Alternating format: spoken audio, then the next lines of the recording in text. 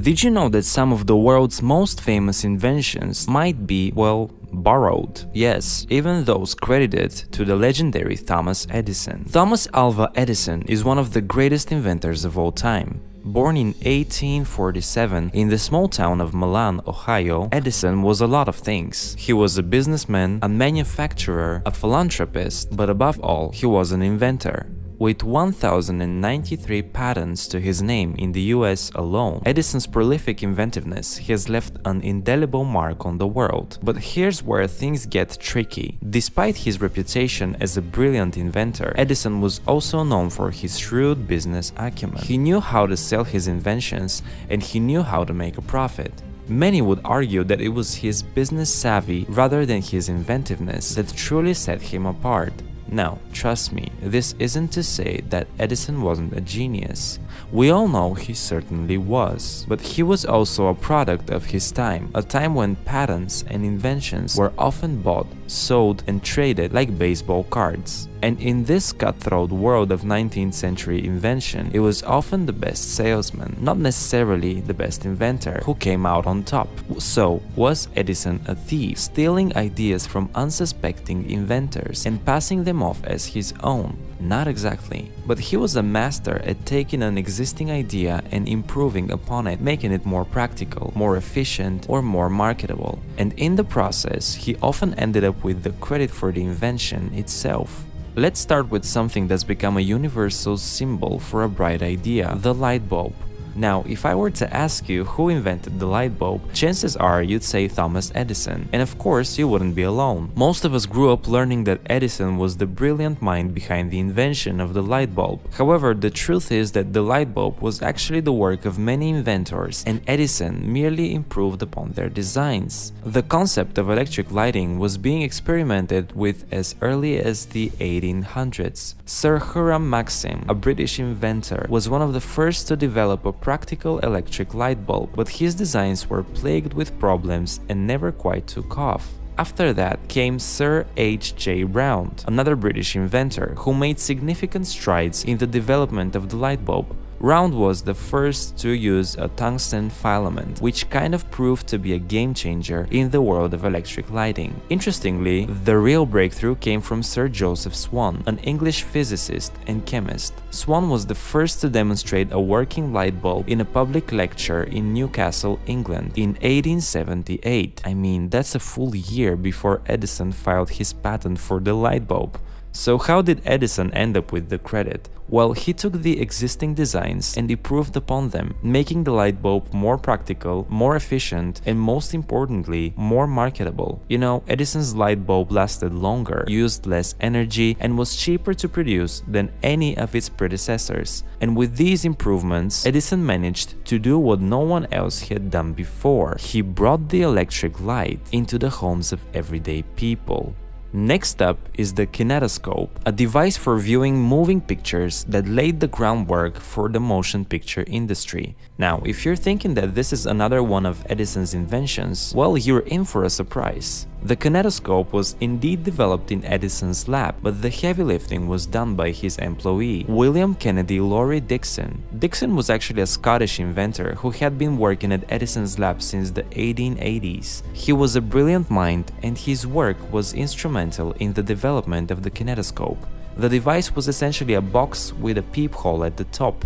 Inside the box, a strip of film was passed between a lens and an electric light bulb, while the viewer peered through the peephole. Crude by today's standards, but revolutionary for its time. And you know what? Despite Dixon being the brains behind the operation, the kinetoscope was marketed and sold as Edison's latest marvel. This was largely due to Edison's reputation and marketing prowess. He was, after all, the man who brought us the electric light bulb. Who better to sell the idea of moving pictures? However, the real hero, Dixon, was the one who spent countless hours in the lab, experimenting with different film materials and projection techniques. He was the one who figured out how to synchronize the film strip with the shutter to create a clear, steady image. And he was the one who, despite all odds, managed to bring the magic of moving pictures to life. Edison is often credited with batteries invention, but I hate to break it to you, that's not quite the case. The concept of a battery, or more accurately, a device that can produce electricity, predates Edison by nearly a century. The first true battery, known as the voltaic pile, was invented by an Italian physicist named Alessandro Volta in 1800. Yes, that's nearly 80 years before Edison even set up his first lab. Volta's battery consisted of a series of copper and zinc discs stacked on top of each other, separated by pieces of cardboard soaked in brine. This simple device was the first to produce a reliable, steady current of electricity, and it laid the foundation for the field of electrochemistry. So what about Edison? Well, he made some contributions to battery technology, but not in the way you might think. Edison's work on batteries didn't start until the early 1900s, long after the basic concept of a battery had been established. Edison's main contribution to battery technology was the development of the alkaline storage battery. While not the first rechargeable battery, that honor goes to the lead-acid battery invented by Gaston Plante in 1859, Edison's battery had several advantages. It was more durable, had a longer lifespan, and was less prone to leakage. Despite its advantages, Edison's battery never quite took off. It was a flop, more expensive, and had a lower energy density than the lead-acid batteries it was meant to replace. Next up, Edison's name is also associated with the discovery of X-rays. However, X-rays were actually discovered by Wilhelm Conrad Röntgen, a German physicist. In 1895, he was experimenting with cathode rays when he noticed that a fluorescent screen in his lab started to glow, even though it was not in the direct path of the rays. Intrigued, Röntgen placed various objects between the screen and the rays, only to find that the screen still glowed. Even more astonishingly, when he placed his hand in the path of the rays, he could see the shadow of his bones on the screen. Röntgen realized that he had discovered a new type of ray, one that could pass through solid matter. He named them X-rays, with X representing the mathematical symbol for the unknown. For his discovery, Röntgen was awarded the first Nobel Prize in Physics in 1901. Fascinated by the potential of X-rays, Edison developed a fluoroscope, a device that used a fluorescent screen to make X-ray images visible to the naked eye. However, after a series of accidents in his lab, including one that cost his assistant his arm and eventually his life, Edison decided to stop his work on X-rays. Moving on, we have wax paper. Did Edison have a hand in this too? Well, no.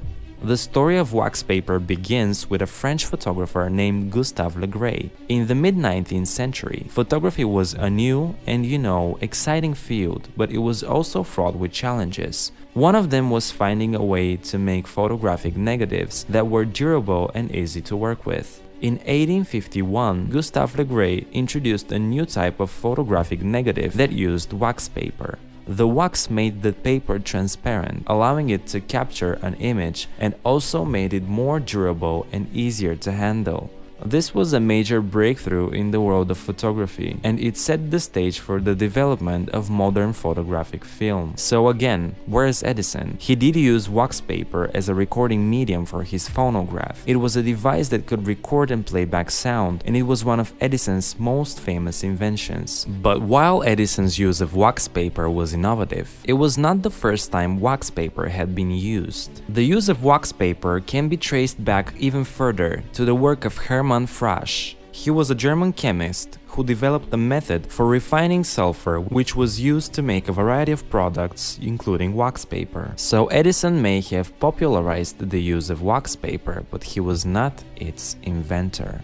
At last, we have the electric generator. Surely this must be one of Edison's inventions, right? Turns out you're wrong. The story of the electric generator begins with a man named Michael Faraday, a British scientist who was one of the most influential figures in the field of electromagnetism. In 1831, Faraday invented the first electromagnetic generator, known as the Faraday disc. This simple device, which consisted of a copper disc rotating between the poles of a magnet, was the first to convert mechanical energy into electrical energy.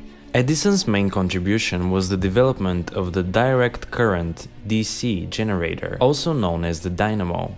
While Faraday's generator produced alternating current AC, Edison's dynamo produced DC, which was easier to use and distribute at the time. Interestingly, despite Edison's best efforts to promote DC, it was AC championed by his rival Nikola Tesla and George Westinghouse that eventually won the war of the currents. AC proved to be more efficient for long-distance powered transmission, and it is the standard for most of the global power grid today. And that's a wrap for today's video. Some of the world's most famous inventions, often credited to Thomas Edison, were actually the work of other brilliant minds. Now we'd love to hear from you. What do you think about these revelations? Were you surprised to learn about the true inventors behind these famous inventions? Do you know of any other inventions that are often credited to the wrong person? Share your thoughts and comments below. And if you found this video useful, please like it and make sure you hit that subscribe button and turn on notifications so you don't miss out on our next videos. And as always, thank you for watching.